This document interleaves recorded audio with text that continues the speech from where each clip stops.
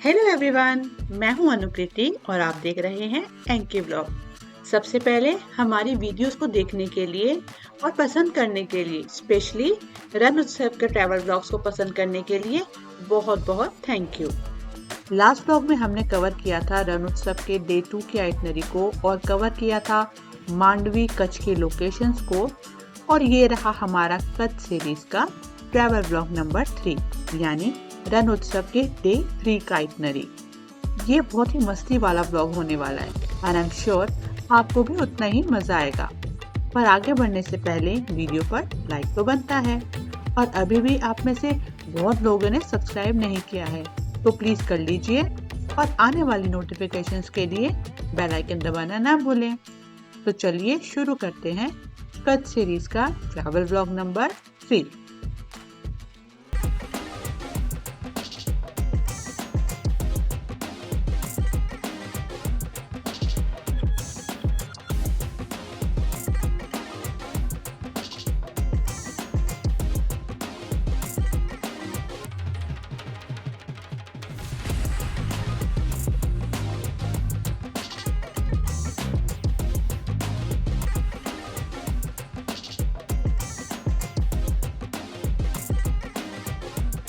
तो tent city में तीसरा दिन कुछ जल्दी शुरू हो जाता है, क्योंकि वो हमें ले जाते हैं सुबह सुबह सनराइज देखने के लिए व्हाइट रन में। सुबह सुबह व्हाइट रन इतना सुंदर लगता है सनराइज के टाइम पर, एकदम व्हाइट, ना कोई भीड़ ना कोई रोशनी, हर जगह बस सफेद ही सफेद चादर सी दिखती है। पर हाँ, इस सुंदर से नज़ारे को देखने के लिए थोड़ी सी मेहनत करनी पड़ेगी, वो है ठंडे ठंडे मौसम में सुबह सुबह उठना। Hello guys, so finally we are at White Run to see the sunrise and यहाँ का जो vibe है वो amazing है, because जहाँ तक देखें वहाँ you can see the white sand and it's like just an amazing place। जो हम परसों इवनिंग में आए थे उस टाइम पे because of sunlight थोड़ा सा जो वाइट रन है वो येलो दिख रहा था, लेकिन अभी it's completely white and believe me this is one of the life time experience that you can have.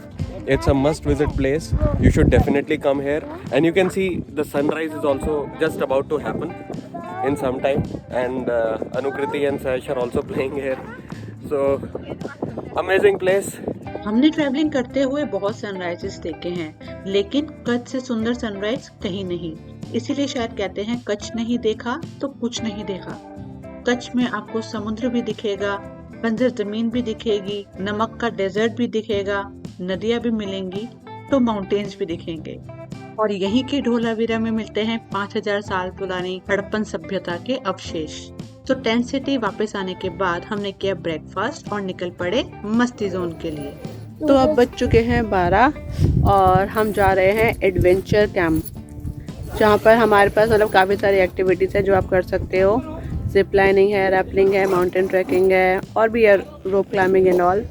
अभी हमें टाइम अपना देख के चलना है, क्योंकि 2:30 बजे हमारे काला डूंगर के लिए बसेस स्टार्ट हो जाएंगी, तो उससे पहले लंच भी करना है। तो देखते हैं जितना जल्दी हो सकता है हम उसको पूरा करते हैं। उसके बाद काला डूंगर।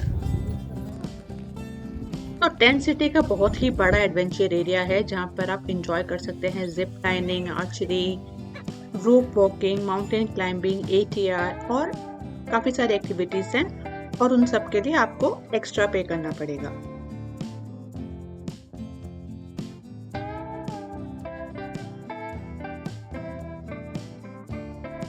तो लंच के बाद 2:30 बजे अराउंड बसेस निकल गई कालो डूंगर के लिए, जिसके रास्ते में पड़ता है गांधीनु गांव, जो कि फेमस है अपने वुडन आर्टिफैक्ट्स के लिए, वुडन वर्क के लिए, और गांधीनु गांव में ही प्रोवाइड की जाती है हाई टी। गांधीनु गांव यानी लुडिया गांव, जो 2001 के अर्थक्वेक में पूरी तरह से तबाह हो गया था, और जिसे अहमदाबाद के एक NGO ने गांव वालों के साथ मिलकर फिर से बसाया। पर यहाँ ना आपको देखकर लगेगा नहीं कि ये किसी तबाही से गुजरा हुआ गांव हो। यहाँ की औरतें ज्यादातर अपना वक्त ना एम्ब्रॉयडरी के कामों में बिताती हैं और आदमी लकड़ी के काम में, जिसके लिए ये गांव फेमस है। हाँ ये गोदड़ी छोटी कैसी 300 ढींगली दिखाइयो नहीं लेके जा रही पक्का। उसको लग रहा है ले जाओगे। ढींगली अच्छी है ढींगली। चलो bye 150 bye baby bye tata bye. यहाँ चाहे कोई बड़ा हो या बच्चा हो, सभी के फेस में स्माइल दिखेगी और सभी इतने सुंदर सुंदर कपड़े पहनते हुए दिखाई देते हैं। ये इतना वाइब्रेंट सा, इतना कलरफुल सा गांव है और इस गांव की पहचान है भुंगा हाउसेस। अब भुंगा हाउस की बात करें तो ये होते हैं मिट्टी से बने हुए राउंड घर, जो गर्मी में तो अंदर से ठंडे रहते हैं और सर्दियों में गर्म। यहाँ बाहर और यहाँ में बहुत सारा अंतर है। यहाँ ठंडी हवा है और इनके अंदर बाहर इतनी सुंदर डेकोरेशन होती है पेंट से और मिरर वर्क से कि मतलब आप ना देखते रह जाओगे कि कितना बारीक से काम किया होता है। एंड स्पेशली दरवाजों पर काम, क्योंकि यहाँ का वुडन वर्क भी फेमस है, तो वहाँ के दरवाजे आपको अलग ही दिखते हैं, इतने सुंदर कारीगरी करी होती है। एंड थैंकफुली ये जो रण उत्सव होता है ना, उसकी वजह से टूरिस्ट यहाँ तक आ पाते हैं और यहाँ के, गुजरात के, इंडिया के रिच कल्चर को एक्सपीरियंस कर पाते हैं। और यहाँ के लोग इतने सिंपल हैं, वहाँ पे जाके आपको लगेगा कि हम लोग शहर के लोग, मतलब कि चाहे हमारे पास कितनी भी चीजें हों, हम खुश नहीं रह पाते, लेकिन वहाँ के लोग छोटी से छोटी एक मतलब कि कपड़े की डॉल बना के भी बच्चे सिर्फ उसी से खेलते हैं। उनको नहीं पता कि कार का टॉय क्या होता है या फिर बड़े बड़े जो सेल वाले से चलने वाले बैटरी ऑपरेटेड टॉयज हैं वो क्या होते हैं। मतलब वहाँ पे जाके ना आपको सच में पता चलेगा कि कैसे मुश्किल कंडीशंस में भी रहकर लोग खुश रह सकते हैं। तो गांधीनु गांव में समय बिताने के बाद, हाई टी के बाद हम निकल पड़े कालो डूंगर की तरफ। कालो डूंगर के रास्ते में पड़ती है मैग्नेटिक हिल, जहाँ पर वही लद्दाख जैसी ही मैग्नेटिक हिल है कि जब आप इंजन बंद भी कर देंगे तब भी आपकी गाड़ी आगे बढ़ती है। कालो डूंगर कच्छ का सबसे टॉप मोस्ट पॉइंट है, सबसे ऊंची हाइट पर है, तो वहां पर बसेस जाने में थोड़ी दिक्कत रहती है। तो बसेस ना एक जगह तक ही आपको ले जाती हैं, उसके बाद आपको ऊंट या फिर ओपन जीप से आगे जाना पड़ता है।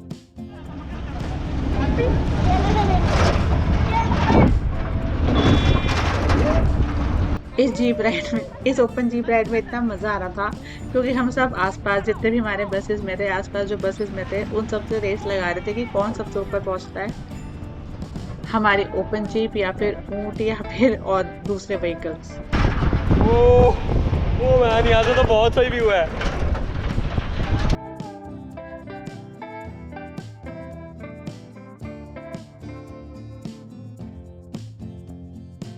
ऊपर पहुंचते ही सबसे पहले आपको दिखता है Dattatreya temple.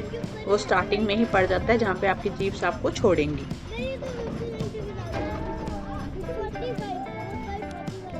Hey guys, so हम पहुंच चुके हैं काला डूंगर, जो कि कच्छ का सबसे हाईएस्ट पॉइंट है और यहाँ से पूरे रन ऑफ कच्छ का व्यू मिलता है। और ये पहाड़ काले रंग का है, इस वजह से इसका नाम कालो डूंगर पड़ गया है।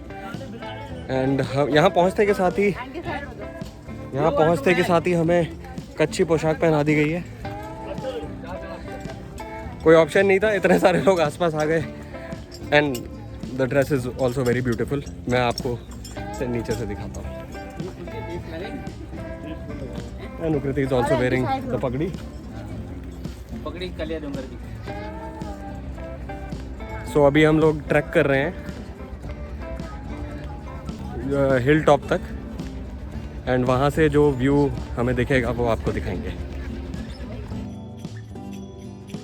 काले डूंगर पे जाने के लिए, वहां से नज़ारे देखने के लिए आप नीचे से ही बाइनोक्यूलर्स रेंट पे जरूर ले लीजिएगा, तभी आपको वहां से मेन पॉइंट्स दिखेंगे।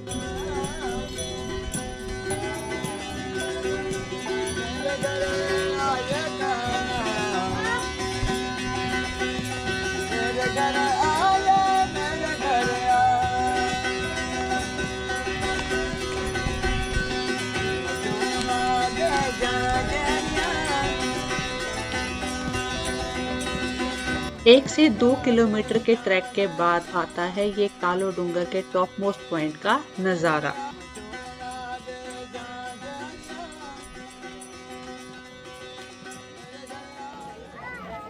सो गाइस, ये जो मेरे पीछे आप देख रहे हैं, this is the great run of Kutch. And दूर दूर तक जहाँ तक भी आपकी नज़र जाएगी बस पानी ही पानी, वाइट ही वाइट है। ये एग्जैक्टली यहाँ से देख के समझ में भी नहीं आता है कि ये पानी है या क्या है, बट जैसे आप जब फ्लाइट में ट्रैवल करते हैं तो ऊपर पूरा बादलों का एक कारपेट लगता है ना, ये उसी तरीके से लग रहा है बिल्कुल। यहाँ से मेन पॉइंट्स देखने के लिए आपको बाइनोकुलर्स की ज़रूरत है, जिसके लिए मैंने कहा था कि बेटर है कि आप नीचे से ही रेंट पे ले लें। आई थिंक उसका 100 रुपीज़ चार्जेस है बाइनोकुलर्स का। और यहाँ से आपको दिखता है BSF का लास्ट पोस्ट, इंडिया का लास्ट ब्रिज, इंडिया ब्रिज, जहाँ पे जाने के लिए आपको BSF से परमिशन लेनी होती है। आप वहाँ जा सकते हैं बट विथ परमिशन। और दूर दूर तक सिर्फ वाइट रन। तो व्यूज एंजॉय करते करते और सनसेट को देखते देखते हम उतर आए वापस कालो डूंगर के पार्किंग एरिया में, जहाँ पर बसेस वेट कर रही थी वापस टेंट सिटी ले जाने के लिए।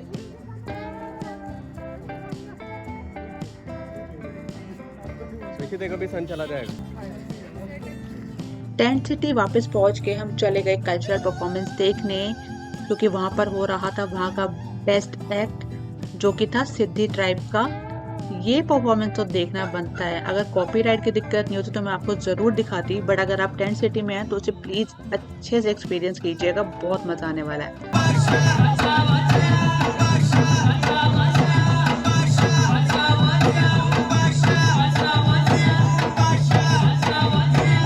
तो कैसा लगा आपको हमारा कच्छ सीरीज का व्लॉग नंबर 3?